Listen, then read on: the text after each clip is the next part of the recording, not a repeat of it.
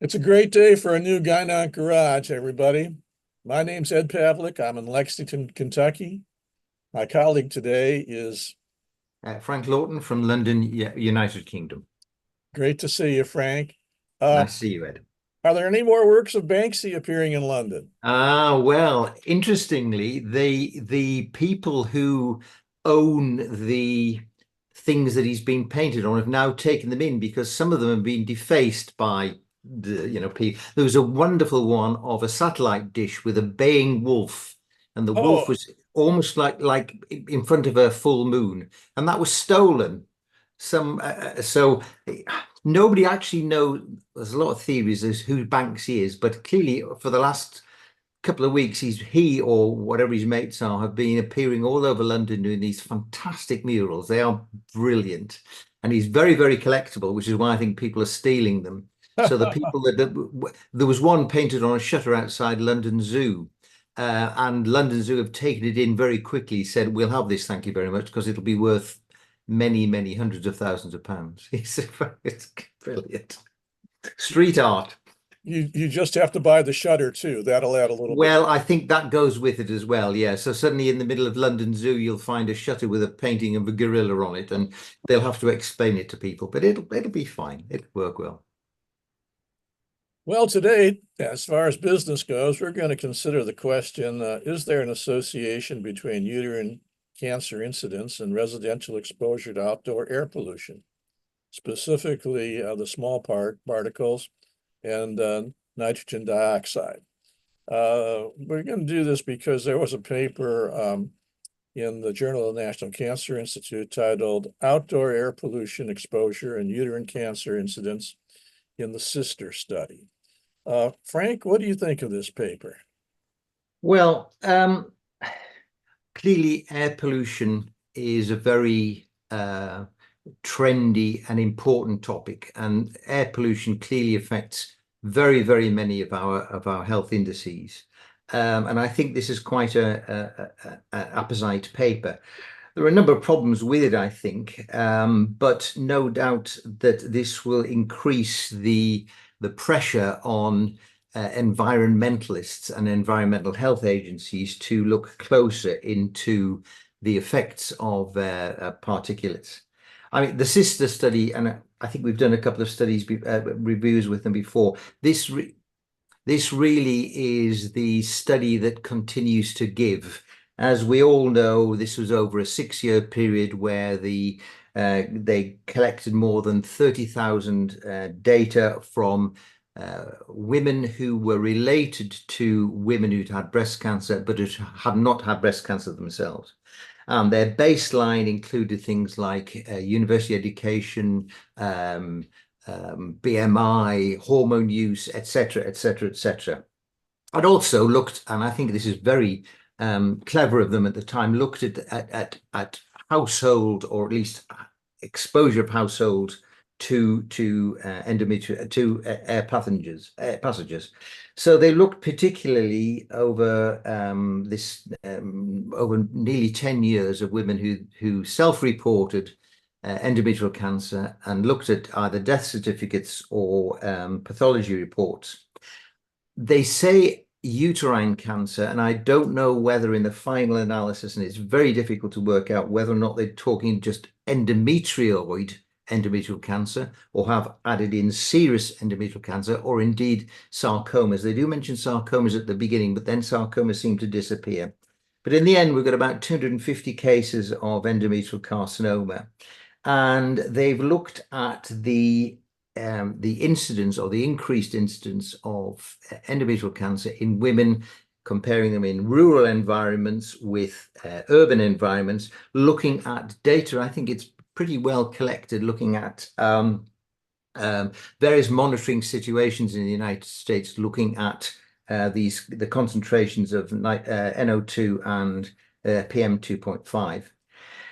They don't actually say what the baseline pollutant levels are. And I was just looking at something in April 2018, the US Environmental Protection Agency looked at national ambient air quality standards. And they said that for 100 parts per billion for NO2, which is a heck of a lot more than this study has looked at. They've been only looking at 5 parts per billion increasing the incidence, or 5 parts of NO2 increasing the incidence by 23%. So I don't know what the baseline of this is, but I think it is fairly obvious to say that the increased level of pollutants in the environment does increase the level of cancers. We know it does with breast.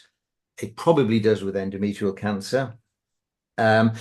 Interestingly, there's no association with the small particulates, but only NO2. And we know that NO2 is not a carcinogen itself. NO2 is just a proxy for environmental carcinogens.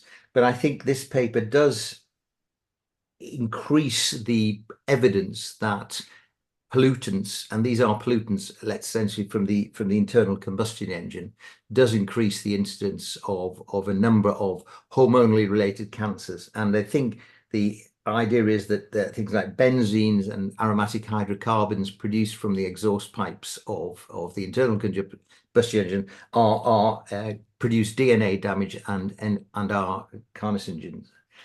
Interestingly, it's going to be that the argument like, well, if we all bring in electric cars, of course, we won't get this environmental damage from the internal combustion engine. But there are lots of data that shows actually that it's that you get similar problems, although less, from tire wear and from the action of braking and things like that. So I think this is interesting. I think these are important data. And I think it just increases the awareness of how we are suffering from the 21st century hydrocarbon environment. Sure. Frank, basically on what you said, relative to the baseline and everything, one of the things that was mysterious to me was their statement about time varying 12-month averages. I didn't quite know what that meant, and would it be taken against the baseline? The other thing that struck me was that how the monitors are distributed and how many there are. They're covering 3.8 million square miles with 2,400 monitors.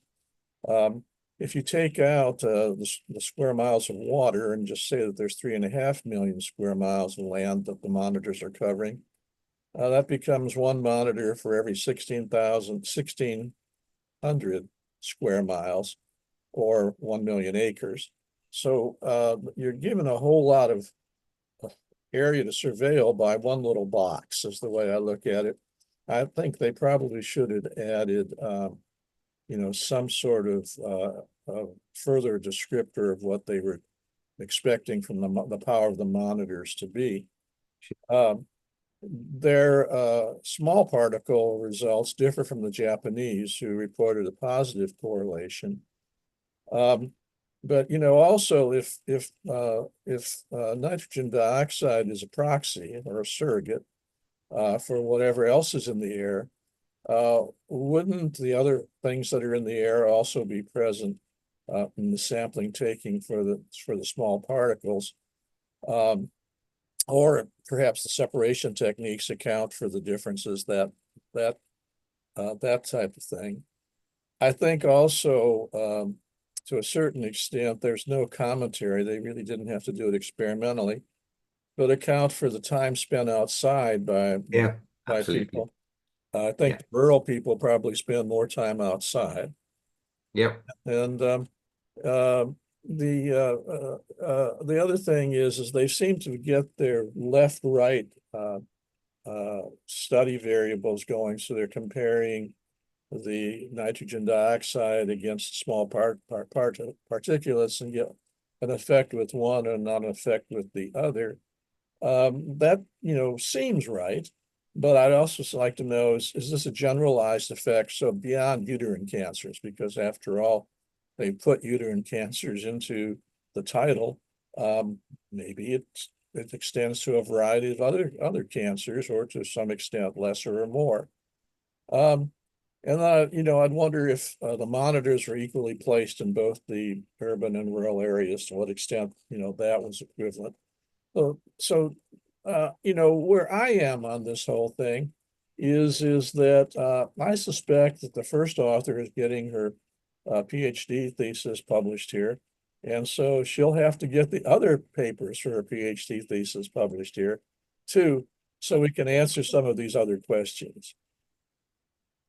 I'd say the sister study is the study that just keeps on giving. There are so much data there that you can, anybody who comes up with an idea, they've got 30 odd thousand women who've been looked at for a median of 10 years or whatever it is. And I think you're absolutely right.